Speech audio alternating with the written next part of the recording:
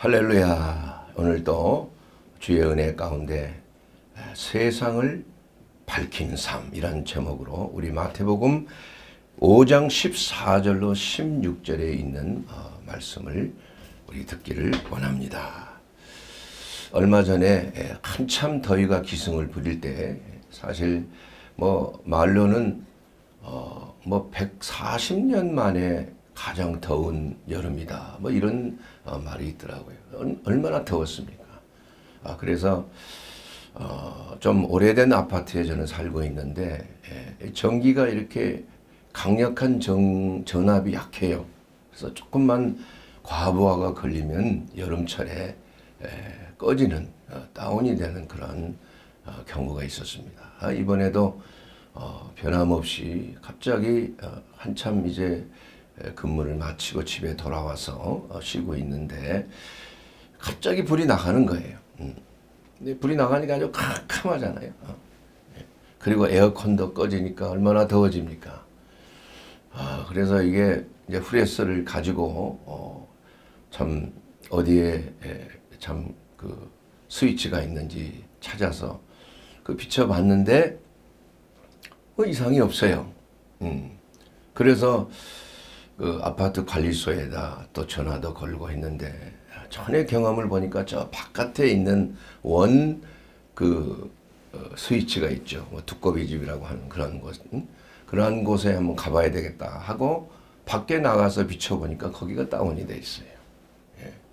그래서 다시 그것을 착 올리는 순간에 갑자기 모든 것이 환해지고 또 에어컨도 그냥 시원하게 나오고 모든 것이 회복이 되는 거예요. 그야말로 이 전기라는 것, 이 빛이라는 것이 얼마나 우리의 삶 속에 중요한 것인가. 또 빛이 없는 삶이라는 것이 얼마나 우리의 삶 속에 불행을 야기하는 것인가. 정말 불쾌하죠. 덥고 또 모든 것이 보이지 않고 또 공부도 할 수도 없고 TV도 볼 수도 없고 아무것도 할 수 없잖아요. 이만큼 이 빛이라는 것은 이 어둠을 밝히는 것, 또 우리의 생활 속에서 가장 중요한 하나님이 주신 축복이 바로 빛이다.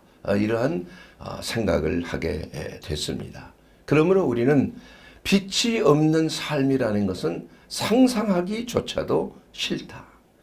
불이 나가면 얼마나 우리가 무력해지는 건지, 그야말로 우리의 삶이 생지옥이 되는 그러한 삶을 경험할 수밖에 없는 것입니다. 우리가 맛있는 밥을 먹고 식탁에 둘러 앉아서 서로 대화를 나누면서 사랑을 나누고 또 이러한 참 밝고 환한 가정의 분위기를 가질 수 있는 것도 빛이 있기 때문이다. 이런 생각이 들었습니다. 또 우리가 이 눈에 보이는 빛뿐만이 아니라 눈에 보이지 않는 마음의 빛, 마음이 어두워지면 얼마나 참 슬픈 마음, 우울한 마음, 또한 앞이 보이지 않는 절망적이고 낙심적인 마음, 이러한 마음 속에 있으면은 그야말로 차라리 그냥 밝히 어둘지라도 마음이 밝으면은 오히려 훨씬 더 편안한 거예요. 그런데 이 어두운 세상, 참으로 어두운 생각, 마음이 어두워질 때 이 버틀란트 러셀은 이렇게 말했습니다. 두렵고 우울하고 낙심하는 생각만큼 파괴적이고 혁명적인 것은 없다. 그래서 모든 생각의 다발인 사상이 우리의 삶을 주관하는 거예요. 우리는 그리스도의 사상, 십자가의 도, 하나님의 그 성경적인 말씀에 우리가 기초를 둔 우리의 믿음, 이것은 하나의 사상이라고 볼 수가 있습니다. 그 믿음을 통해서 우리의 삶 속에 이루어지는 모든 것들이 우리의 삶을 밝게 하는 거예요. 밝게. 그러나 잘못된 생각, 잘못된 사상, 하나님을 대적하는 이러한 어떤 것도 우리의 인생에게는 반드시 불행이 오게 되어 있습니다. 불행이 와요.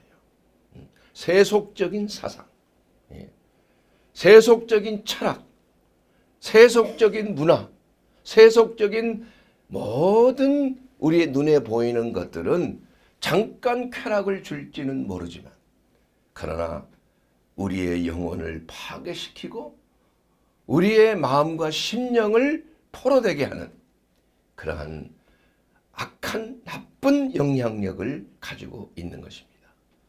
그러나 버틀란트 러셀 이 철학자가 말하기를 밝은 생각은 위대하고 빠르고 자유롭고 세상에 비치며 인간의 가장 큰 영광이다.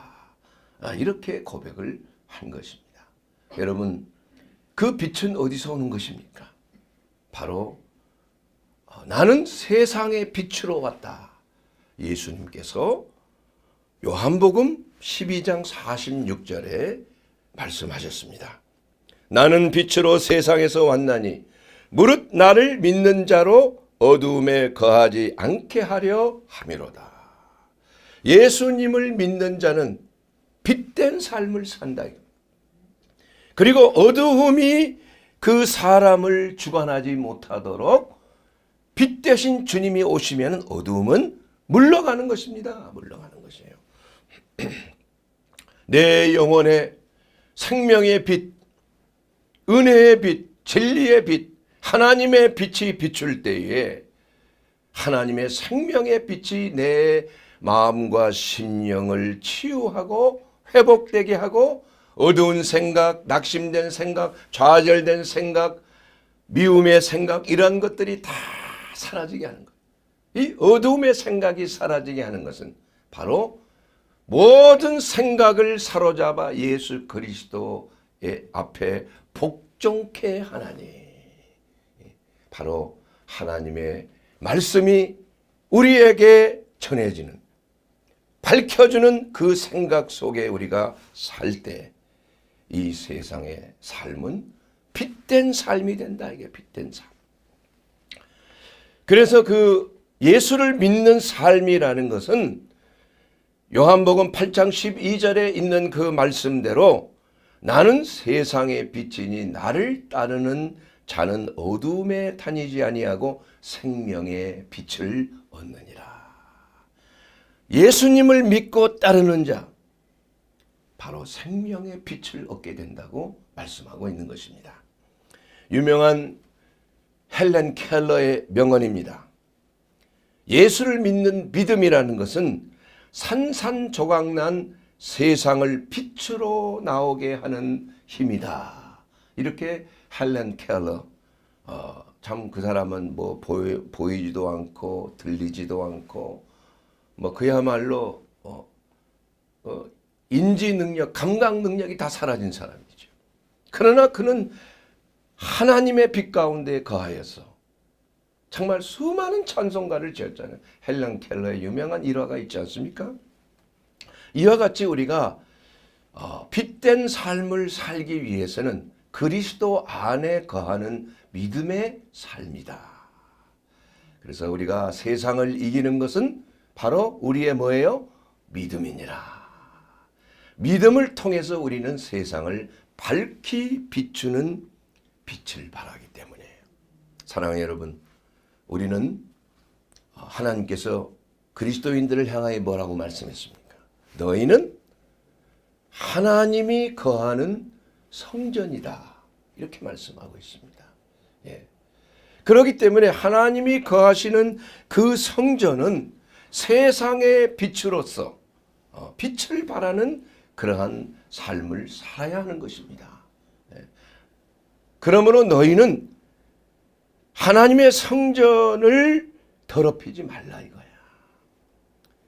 하나님이 성전을 더럽히면 그 사람을 멸하시리라. 얼마나 무서운 말입니까? 하나님의 성전은 거룩하니 너희도 그러하니라. 우리가 하나님의 성전이니까요. 하나님이 우리 안에 거하시는 거예요. 지금 예루살렘에 찾아가서 우리가 성전에 예배드리러 가는 게 아니잖아요. 우리가 교회라는 것, 이 예배당이라는 것은 건물이지 성전이 아니란 얘기. 그럼 누가 성전입니까? 우리 그리스도인들이 성전이에요. 그래서 그 성전들이 모여서 교회를 이루고 있는 것이에요. 그리고 교회의 머리는 바로 예수님이세요. 예수님의 머리요? 그 예수님은 지금 하나님 우편에 앉아 계셔서 우리도 같이 하나님 우편에 예수님과 함께 앉아 있는 성도의 신분이라고 그랬잖아요. 우리가 지난 전투기도 2번에 걸쳐서 말씀드렸듯이 우리가 기도할 때도 우리 예수 그리스도 안에서 이제는 하늘에서 땅을 향하여 명령하는 전투기도를 할 수 있다 이렇게 말했잖아요. 산을 옮기는 기도, 뽕나무가 뽑히는 그러한 기도, 이것은 바로 예수 그리스도의 이름으로 명령하는 그러한 기도를 할 수 있다. 이것이 바로 주님의 몸된 그 성전, 너희가 바로 성전이니라 이렇게 말씀하십니다. 여러분 성전하면은 뭐가 생각이 납니까? 성전은 구약시대에 성막이 있죠. 성막. 성전 뜰이 있고 뭐 거기에 뭐 뜰에는 뭐 번제단도 있고 물두멍도 있고 제사를 드리고 물두멍에서 손을 씻고 이제 제사장이 성전 안으로 들어가잖아요. 그러면 그 성전 안으로 들어가면 뭐가 있어요? 성막에서 성전 들어갈 때 성소가 있다. 성소. 그래서 우리가 이 성전이라는 것, 이 성전 뜰이라는 것, 성막이라는 것은 육신의 장막, 바로 우리의 몸을 상징하는 것입니다. 그리고 우리 몸 안에 또한 성전은 뭐가 있어요? 성소가 있다. 이게 성소. 그래서 그 성소는 우리의 혼을 상징하는 것이다. 여러분 성소 안에는 뭐가 있습니까? 오른쪽에 뭐가 있어요? 전설병이 있어요. 떡상이 있습니다. 왼쪽에는 뭐가 있습니까? 등대가 있어요. 7 촉대가 있죠. 7 촉대. 성소를 밝히는 거 아니에요? 그리고 앞에는 지성소 앞에 들어가기 전에 뭐가 있습니까? 향단이 있어요. 24시간 끊임없이 기도의 향불을 타오르게 하는 거예요. 그러므로 이 성소라고 하는 것은 우리의 혼과 같아. 그래서 우리의 혼은 끊임없이 우리가 하나님 앞에 하나님과 교제하고 하나님과 이러한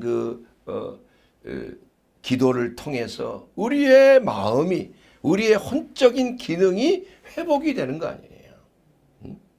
여러분 7 촉대가 있어요. 7 촉대. 그것은 바로 성령을 상징하는 것이라고 말씀했습니다. 성령을 상징하는 그 7 촉대는 7 영의 역사가 있다. 이렇게 계시록 4장 5절에 보호자 앞에 큰 등불 7이 있으니 이는 하나님의 7 영이라. 이렇게 말씀하고 있는 것입니다. 예. 그렇게 그 7 촉대, 7 영, 이것은 바로 지혜와 총명의 영, 양쪽으로 이렇게 3개가 있죠. 그리고 모략과 재능의 영, 또한 지식과 여호와를 경외하는 영, 그리고 가운데는 하나님의 영. 그래서 여호와의 7 영은 7 촛대, 7 교회를 상징함과 동시에 또한 성령의 역사를 상징하고 있다는 것입니다. 이와 같이 또한 그것에 이제 성소를 지나서 이제 제사장이 휘장을 걷고 들어가게 되면 그 안에는 뭐가 있어요? 지성소가 있는 거예요. 지성소는 우리의 뭐를 상징하는 거예요? 영을 상징하는 것입니다. 하나님의 영이 임재해 있는 곳. 거기는 바로 쉐키나의 영광, 하나님의 임재의 빛이 역사하고 있다. 거기는 촛대가 없어요. 바로 친히 하나님의 영광의 빛이 그곳을 밝게 비추는 곳, 바로 우리의 지성소인 영이라 이겁니다. 우리가 성전이라고 하면 그 성전 안에는 성소가 있고 지성소가 있는데 그 지성소는 하나님의 영과 교통하는 우리의 영이 존재하고 있다는 것입니다. 여러분 이해가 되시죠? 이와 같이 우리는 하나님의 몸된 거룩한 성전으로 우리의 그 몸과 마음과 영이 정말 거룩한 것이에요. 여러분의 존재 자체가 하나님이 거하는 전이라니까. 하나님이 과거에는 사람의 텐트 이러한 뭐 여러 가지 성물로 지었지만 이제는 예수님께서 십자가에서 운명하시고 다 이루었다 하실 때 어떤 일이 일어났습니까? 지성소를 맡고 있는 그 성소의 휘장이 위에서부터 아래로 쫙 갈라져서 이제는 모든 것이 들여다보이고 이제는 성전 시대가 마감을 했다 이거예요. 그래서 예수님께서 뭐라고 말씀하셨습니까? 예배 드리는 자 이제는 신령과 진정으로 예배를 드릴 때가 오나니. 이렇게 바로 지금 우리가 예배 드리는 것은 하나님의 영과 진리의 말씀으로 우리가 예배를 드린다는 것입니다. 그러므로 우리 그리스도인들은 빛을 발하는 거예요. 빛을 발해요. 그리스도의 생명의 빛, 은혜와 진리의 빛을 바라봐야 되는 거예요. 또한 바라는 것입니다. 그래서 우리 믿는 자들은 항상 이 세상의 어두운 곳을 비추는 그러한 삶을 살아야 돼요. 여러분, 우리 한국이 근대화가 된 것이 무엇 때문에 됐습니까? 뭐 일본의 일제시대 때 근대화가 됐습니까? 이 천만의 말씀이에요. 착각하면 안 됩니다. 우리가 하나님의 빛을 받은 하나님의 사람들이 선교사로서 이 땅에 빛을 발했기 때문에 우리나라가 근대화가 됐다는 사실을 부인할 자가 없다 이겁니다. 부인할 자가. 여러분, 선교사가 전해준 성경적인 신앙, 이것은 우리나라 민족에게 바로 자유와 평등의 인권을 가르쳤다 이거야. 성경적인 그러한 사상이 하나님 앞에 남녀노소 평등하다 이겁니다. 과거에 우리 유교 조선시대 때 여자들은 아예 공부도 안 했죠. 여자가 무슨 공부를 해. 그리고 양반과 상인들은 아예 학교의 근처에도 못 갔죠. 양반들만 공부를 했어요. 그리고 이제는 성경적인 그러한 가르침 속에서 하나님께서는 남녀노소 불문 없이 하나님을 다 아빠, 아버지라고 부를 수 있게 되었다 이거예요. 여러분, 하나님을 할아버지라고 부르는 사람 있습니까? 한 사람도 없어요. 우리 손자나 아들이나 딸이나 나나 다 하나님을 아버지라고 부르는 거예요. 그러니까 아버지 앞에 한 자녀로서 평등한 거예요. 평등한 거. 이것이 바로 성경의 가르침이에요. 성경적인 문화가 우리나라의 근대화를 앞당겨서 자유와 평등과 인권을 가진 이 세상의 우주와도 바꿀 수 없는 인권을 가진 사람으로 하나님 앞에 평등하다 이거예요. 자유의지를 가지고 있다 이겁니다. 이것을 가르침으로 말미암아 진정한 해방이 온 거예요. 평등하게 된 것입니다. 이것을 부인하는 어떠한 사상도 다 무너지는 겁니다. 그래서 기독교적인 믿음, 성경적인 믿음이 가는 곳곳마다 변화를 만들고 문의 부흥을 만들고 르네상스 부흥이 바로 믿음이 들어갈 때 유럽이 말해요. 르네상스 이전에 문의 부흥 이전에는 중국이나 우리 동양 문화권보다도 더 못했어요. 그러나 하나님의 말씀의 복음이 로마를 통하여 그 로마가 가는 곳곳마다 복음이 전해졌을 때 그들의 지성이 깨어났다 이겁니다. 그리고 나서 그 화려한 그러한 유럽 문화가 탄생이 됐다 이겁니다, 여러분. 그래서 우리는 하나님의 말씀 안에 기초한 성경적인 신앙, 이것은 바로 인간에게 자유와 평등의 인권을 깨닫게 해주는 자유민주주의의 탄생이 생겨나게 된 거예요. 두 번째로는 선교사가 했던 일이 무엇입니까? 학교를 설립한 거예요. 학교를 설립. 기독교가 우리 전파되기 135년 전만 해도 우리나라에 보편적인 그 교육기관이 없었습니다. 단지 사당에서 이렇게 교육이 이루어졌는데 양반집 남자들만 교육을 받을 수 있었어요. 여자들이나 천민들은 아예 서당에 발걸음도 디디질 못해요. 지금 여기에 계시고 방송을 듣는 여성분들에게 죄송하지만 135년 전만 해도 여자는 배울 수가 한문을 배울 수가 없었다니까. 여성들은 그저 천민들이나 배우는 한글 그거 깨우치는 것밖에 안 됐다니까요. 얼마나 참 세상이 불공평한 세상이었습니까?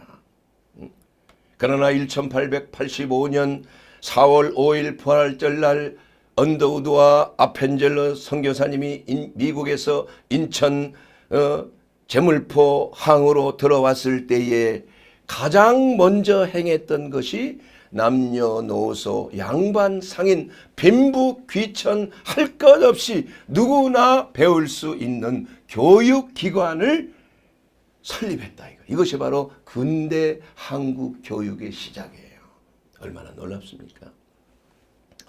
또한 세 번째로는 많은 민족의 지도자들이 바로 그 교육을 통해서 기독교적인 교육을 통해서 성경적인 교육을 통해서 많은 지도자들이 배출이 됐다 이겁니다. 그래서 이러한 그 복음의 빛을 통해서 수많은 우리 한국 젊은이들을 깨우치고 개화하고 근대적인 자주 독립을 추구하는 그러한 사상으로 말미암아 우리 대한민국이 건립되는 초석이 됐다 이거야. 얼마나 감사한 일입니까? 네 번째로 근대식 병원이 시작이 된 거예요. 우리나라 최초의 근대식 병원은 바로 광해원입니다. 광해원. 미국에서 들어온 미국 북장로회가 파송한 그 알렌이라고 하는 의료 선교사를 통하여 그 광해원 고종 황제가 세워졌지요. 그 알렌에게 광해원을 만들어서 의술을 서양 의술을 전파하도록. 나중에 이것이 민중을 구제한다는 제중원이 되었고 지금 세브란스 병원의 전신이 되었지 않습니까? 이 알렌은 정말 일생 동안을 약 25년 가차이를 한국을 위해서 전심으로 헌신했어요. 의료선교사로서. 나중에는 미국 공사가 되어서 미국에서 보니까 너무 알렌이 한국 편이야. 친한파야. 오직 한국을 위해서 그냥 모든 그 미국에서의 지시를 오히려 따돌리고 한국 사람을 위해서 헌신하는 모습을 보고 아예 공사에서 그냥 탈락시켜 버렸어요. 아깝게도 미국으로 돌아갈 수밖에 없는 그러한 상황에 처해졌어요. 그러나 그 알렌의 희생적인 의료 선교를 통해서 지금의 세브란스 병원, 바로 근대 병원의 시초가 우리나라에 들어왔게 됐고 근대 의술의 모든 현대 의술의 시초가 바로 선교사를 통하여 기독교적인 성경적인 믿음의 사람들을 통하여 빛을 발할 때 들어오게 됐다 이겁니다. 여러분, 그리고 우리의 믿음 생활, 이 기독교 신앙이 우리 한글의 국어화에 지대한 영향을 미친 거 여러분 아세요? 예? 그 전만 해도 여러분 세종대왕이 우리 한글을 만든 거 누구나 다 알고 있지만은, 그러나 조선 400년 동안은 양반들은 한글을 무시했어요.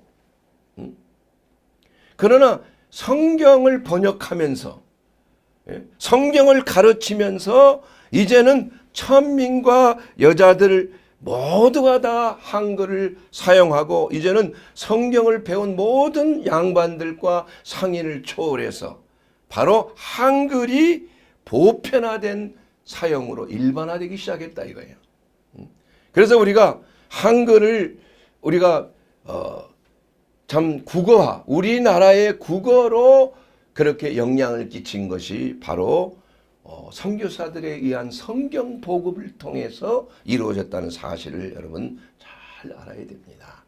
이와 같이 우리가 하나님의 그 성전으로서 우리가 그리스도의 생명의 빛을 받은 자로서 일어나 빛을 발할 때 이마만큼 한 민족을 개화시키는 엄청난 사건이 일어나게 됐고, 그 불과 약 135년이란 세월을 통해서 이제는 세계의 7열강 중에 들어가는 엄청난 나라가 됐어요. 엄청난 나라.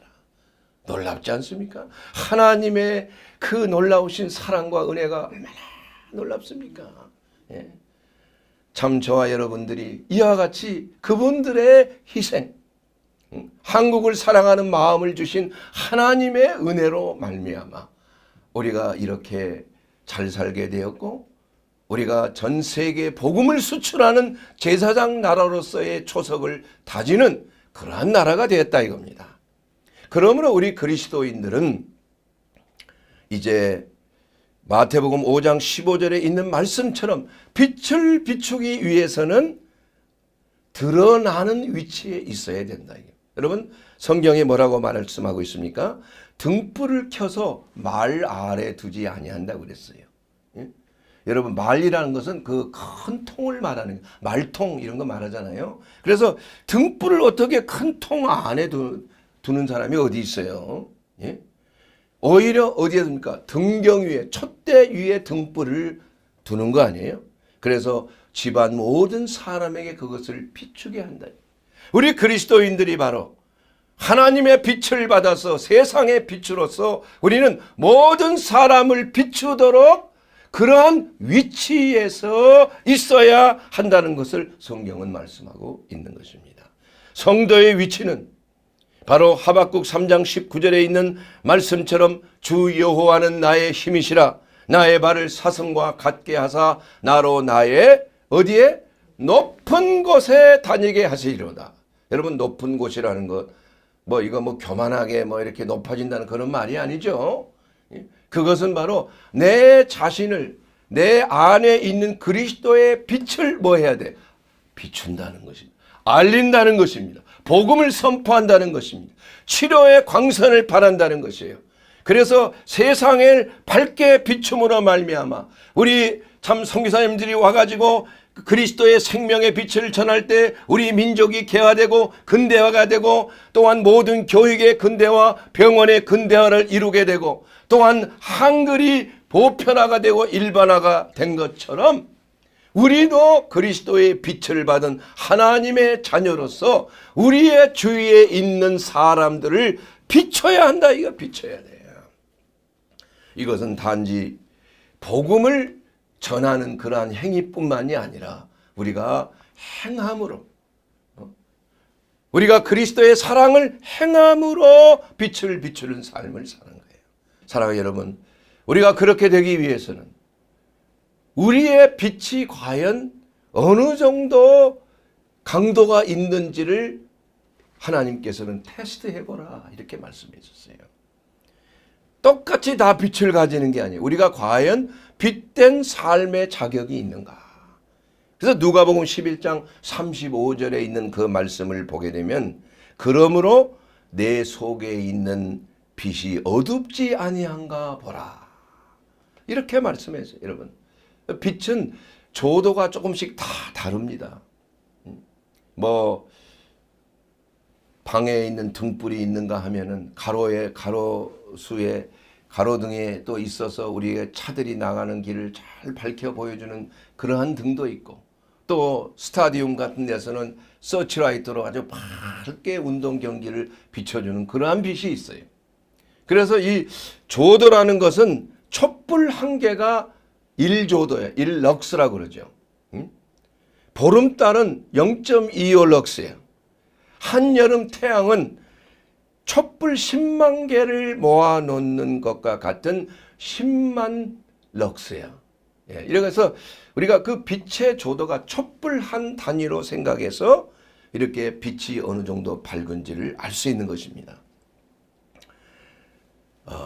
참 이 테리 프레쳇이 이렇게 말하고 있습니다. 빛이라는 것은 어떤 것보다도 빠르다고 생각하지만, 여러분, 빛의 속도가 지구를 1초에 몇 바퀴예요? 7바퀴 반을 도는 것이 빛의 가장 빠른 것이죠.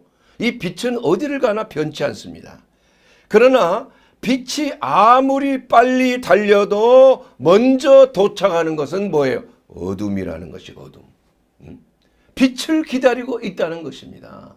이와 같이 이 세상은, 어둠 속에 있는 세상은 이 밝은 빛을 기다리고 있는 거예요.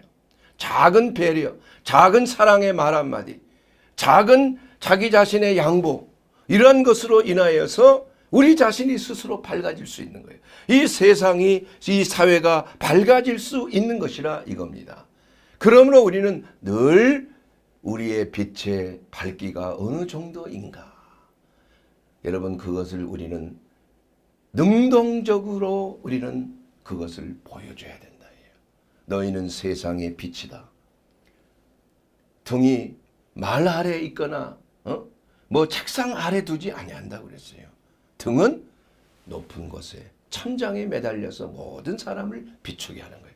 그래서 우리의 사랑은 수동적으로 가만히 있는 것, 감정이 아니에요. 우리는 우리의 빛을 어떻게 해야 돼요? 발해야 되는 거죠. 비춰야 되는 것입니다. 그러므로 이러한 등을 비유한 것이 바로 7 처녀의 비유를 우리가 통해서 알 수가 있는 거예요.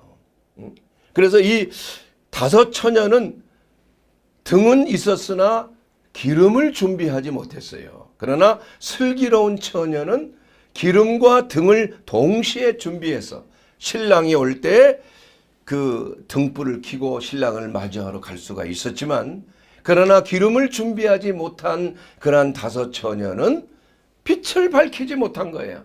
신랑을 맞이할 수가 없는 것입니다.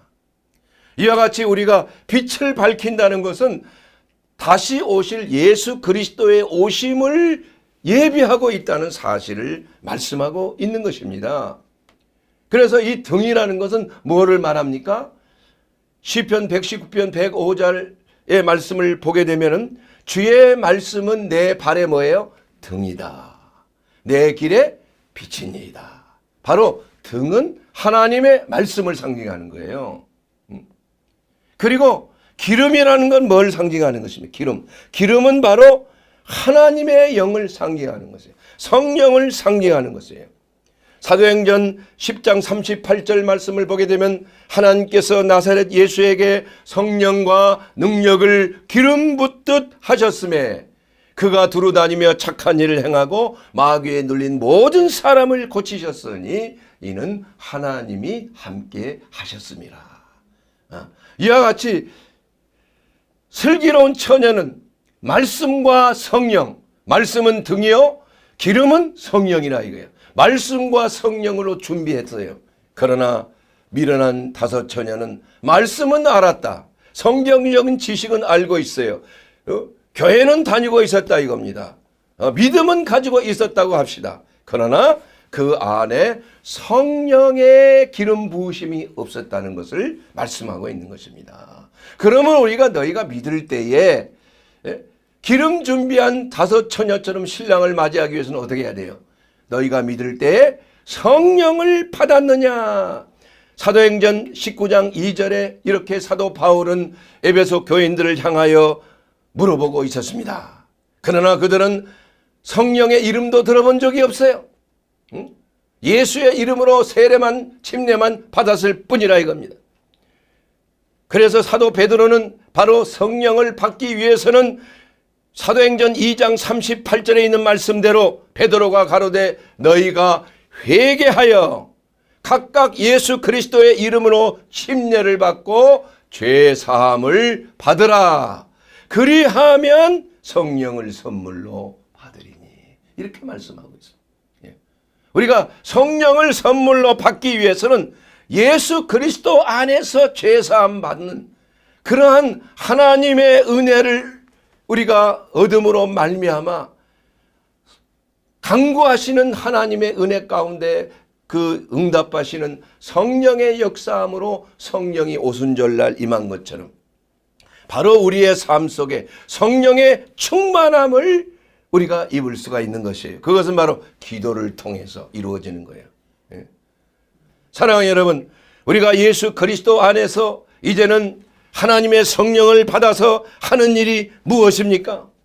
바로 그리스도의 생명을 전하는 삶이에요. 생명을 전하는 삶. 주의 성령이 임했을 때 가난한 자에게 복음을 전하는 삶을 살아야 돼요. 우리가 성령 받고 우리가 빛을 발하는 삶이 되기 위해서는 우리 주위에 있는 가난한 자, 아직 예수를 모르는 자, 잃어버린 영혼들에게 생명의 복음을 알려줘야 된다 이겁니다. 우리가 어떻게 구원을 받았습니까? 누군가가 나에게 예수를 믿는 것이 구원이라는 사실을 알려준 것이에요. 누가 천사가 나타나서 알려줬습니까? 예수님이 빛 가운데 꿈속에 나타나서 나를 믿어라, 그러면 너가 구원을 받, 이렇게 말하는 경우는 거의 없다 이거예요. 바로 누군가가 나에게 생명의 복음을 증거했기 때문에, 바로 빛 대신 예수님을 전했기 때문에 그것을 듣고 믿음으로 말미암아 마음으로 믿고 입으로 시인하여 구원에 이르게 되는 놀라운 하나님의 은혜를 입게 되었다 이겁니다. 또한 예수 그리스도의 빛을 받은 자는 영적인 포로를 자유케 한다. 영적인 포로. 포로 생활이라는 건 뭐예요? 죄악의 감옥 속에서 갇혀서 나오지 못하는 자들. 우리가 복음을 듣고 예수님 영접하면은 예수 그리스도께서 우리를 어떻게 돼요? 영적인 감옥에서 자유케 하는 거예요. 내가 너희를 핏값 주고 샀다. 값으로 산 것이 되었으니 그런즉 너희 몸으로 하나님께 영광을 돌리라. 너희는 내 것이라. 값으로 산 것이다. 너희 자신 것이 아니라는 거예요. 그러므로 우리는 영적인 포로에서 자유함을 입은 것은 바로 예수님께서 핏값 주고 우리를 샀기 때문에 우리는 하나님의 소유라 이거예요. 하나님의 기업이라 이겁니다. 그러므로 우리는 우리의 몸으로 하나님 앞에 어떻게 해야 돼요? 영광을 돌리는 삶, 거룩한 삶을 사는 것. 이것은 우리의 마땅한 그리스도의 생명의 빛을 받은 주님의 성전으로서의 삶을 사는 것입니다. 또한 예수 그리스도의 빛을 받으면은 우리의 몸과 마음의 질병에서 해방이 되는 역사가 나타나는 거예요. 내 이름을 경외하는 너에게는 공의로운 해가 떠올라서 치료하는 광선을 바라리니 너희가 나가서 외양간에 나온 송아지처럼 기뻐 뛰리라. 말라기서 4장 2절에 있는 그 말씀이 우리에게 임하는 것입니다. 사랑하는 여러분, 이것은 반드시 어떤 신유의 역사만을 의미하는 것이 아니에요. 선교사님들이 와가지고 그리스도의 빛을 가지고 우리에게 교육기관을 만들고 병원을 만들어서 정말 그리스도의 사랑이 이것이구나. 이것을 깨닫게 하기 위해서 우리를 개화시키고 우리에게 의술을 전파해서 하나님의 사랑이, 보편적인 사랑이 바로 의학적인 의술을 통하여 우리에게 임한 것. 이것이 의로운 해가 떠올라서 치료한 광선을 바라는 그야말로 신유의 역사와, 신유라는 것은 우리의 죄사함을 통하여 하나님이 직접 우리에게 역사하시는 하나님의 치유를 말하는 것입니다. 그러나 일반 은총으로 우리는 그리스도 안에서 하나님의 생명의 빛을 발할 때 또한 의료 성교를 통하여 수많은 영혼들에게 그리스도의 사랑을 전하고 아픈 몸을 배려하고 치료하고 싸매주고 고쳐줄 때 그들의 마음이 그리스도의 사랑으로 변화를 받지 않겠습니까? 예? 이것이야말로 빛된 그리스도인의 삶의 태도가 되는 거예요. 제가 바로 그리스도인으로서, 그리스도인 의사로서 그러한 빛을 발하는 삶을 살고자 이 사역을 하는 게 아니겠습니까? 사랑하는 여러분, 정말 우리는 이 세상의 빛입니다. 너희는 이 세상의 빛이라고 말씀하였습니다. 우리의 복음을 빛을 비춰서 세상에 방황하는 자를 자유케 하고 의술의 빛을 비춰서 난치병으로 고통당하는 자를 치유하고 복지의 빛을 비추어서 가난에 처한 자들을 구제하고 사랑의 빛을 비추어서 사회를 밝게 비추는 그리스도인이 되기를 주의 이름으로 축원합니다. 주님, 그러므로 우리는 우리 안에 예수 그리스도가 없다면 우리는 흑암 속에 거할 수밖에 없습니다. 너희는 세상의 빛이니라 말씀하셨습니다. 빛 대신 예수님께서 우리 가운데 오셨기 때문에 우리의 영은 찬란한 빛으로, 생명의 빛으로, 세상을 비추는 빛으로 밝게 빛나게 될 것입니다. 사랑하는 여러분, 여러분이 처해 있는 어떤 처소이든지 여러분은 빛입니다. 그러므로 여러분 학생들은 열심히 공부하고, 직장인들은 열심히 봉사하고, 또한 이 세상에 어떤 직업을 가지든지 우리는 그 직업을 통해서 세상을 비추는, 그리스도의 사랑을 비추는 사랑의 사도요, 치유의 사도요, 생명을 전하는 사도의 역할을 감당하게 되기를 주의 이름으로 축원합니다. 여러분, 이제는 빛을 발합시다. 세상의 어두움을 물리칩시다. 세상을 밝게 합시다. 빛을 발하여 차가운 세상을 따뜻한 온기 있는 세상으로 변화되게 합시다. 빛을 발하여 이 부패한 세상을 오염시키는 세균과 바이러스와 같은 이러한 악한 죄악들을 멸하여 버려야 됩니다. 그리스도의 생명의 빛은 부패한 것, 병균을 소멸시키는 역할을 하는 것입니다. 여러분, 예수님께서 이 땅에 오신 것은 양들로 하여금 생명을 얻되 더욱 풍성한 생명을 누리게 하시러 오셨습니다. 바로 저와 여러분이 바로 그리스도의 빛입니다.